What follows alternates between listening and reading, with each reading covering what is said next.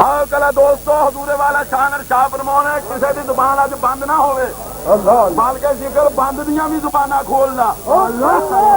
जुबाना नहीं मार के दिल भी खोलना जेदे सदके निस्बत कायम हो जेदे सदके ताडे सिर ते चार नुकरी ताज मिले दी कदर करो मुर्शिद करीम दे दबारे आयो अल्लाह का जिक्र लै ना करो कि दोस्तों पता लगे।